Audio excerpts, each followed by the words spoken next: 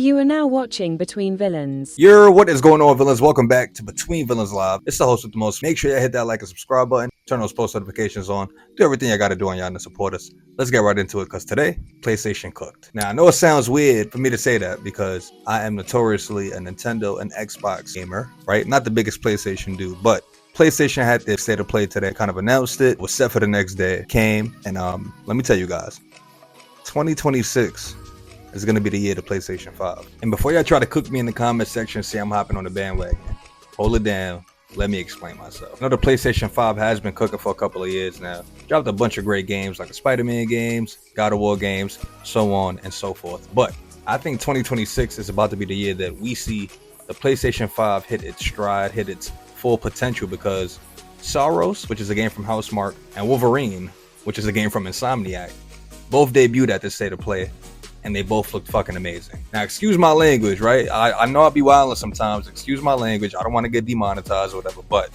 these games looked absolutely dope, looked absolutely gorgeous, everything that you wanted from both games. And we're going to go ahead and talk about both of those video games and why I think that these two titles will be the flagship games in 2026 besides GTA. First, I want to talk about Sarros, get into that, because y'all know I'm a Marvel buff. I'm going to spend 30 minutes just talking about Wolverine. So let's hop into Sarros. Sarros looks really dope. If you've ever played like Risk of Rain, or one of those kind of like roguelike games, you already know what to expect with this game.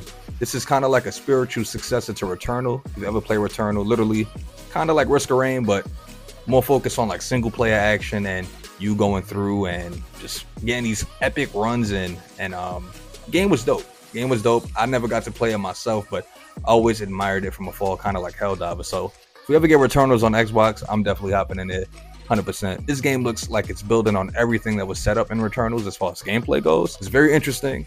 I've never seen a game that looks like this. It's a third-person shooter, but the combat looks very similar to Doom, may I say. And it's not a bad thing. Not a bad thing at all. It actually looks really fucking beautiful. And I could be wrong. Whenever I see these big gothic-like bosses, I automatically think, oh, this might be similar to a Souls-like. So could be a little bit of that in there, but this looks well polished. I believe the game comes out in March of next year. Expect for this game to be in contention for Game of the Year, because I think Housemarque, like they just have like this knack of innovating gameplay, especially like with shooting games. If you look at like their track history and their record and shit like that, they know what they're doing. The fact that they have decided to go all in on single player and make it like a narrative driven game where there's an actual story, protagonist, this, that, and the third. I think this game is shaping up to be one of the big contenders for Game of the Year. GTA, look out. Look out. Sarros is coming for you, motherfucker. Sarros is coming. So now I want to get into the meat and potatoes of this video, right? There's been a lot of great PS5 games over the last couple of years, but I think Wolverine actually has the potential to be the biggest PlayStation game of all time. As we know, the game is from Insomniac. They just did a stellar job with Spider-Man, Spider-Man Miles Morales, Spider-Man 2, so on and so forth. Insomniac's track record at this point is damn near spotless, right? Very clean track record. They've been putting out nothing but hits for the last few years. So obviously it would make sense for them to make another Marvel game. And who better to make a Marvel game for, other than Spider-Man, than Wolverine? You know what I mean? Like, Wolverine is a very highly coveted Marvel character, one of the most popular and most recognizable Marvel characters of all time, right? Oh man, this game looks freaking awesome. I'm pretty sure we're gonna have some gameplay playing over me talking, but man, this game looks gorgeous, right? Combat system looks very brutal, very bloody, very gory, everything that we would want from an updated Wolverine game. We haven't gotten a Wolverine game for a very long time. The last good Wolverine game that we got, and it might actually just be the last Wolverine game that we got in general, was, I believe, X-Men Origins Wolverine, right? The game wound up coming out and being better than the fucking movie, which is a whole nother video topic that we could talk about another day. But this game looks like that, but times 10, right? It looks like they're using everything that they kind of learned with the Spider-Man games and implementing it into this, right? We still have some more shit to see, but the gameplay looks very clean, fucking awesome. The suit looks awesome. I'm pretty sure there's going to be this whole costume gallery where you can unlock different Wolverine costumes from over the years, and I'm fucking excited. We know there's going to probably be a brown and tan suit in there somewhere. In the trailer, we got to look at Omega Red and Mystique.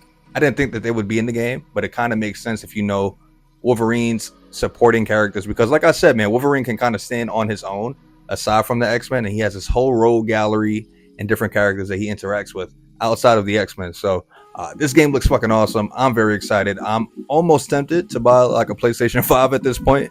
There's so many great games coming out.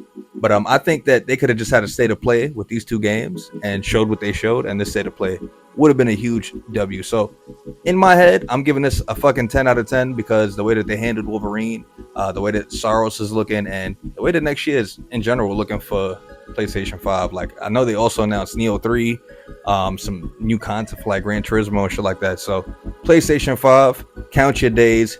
You will be in the crib very soon. But forget what I'm saying, man. Let me know what you guys think down below in the comment section. Make sure you hit that like, subscribe button if you enjoy our content. We'll catch you guys on the next video. Peace.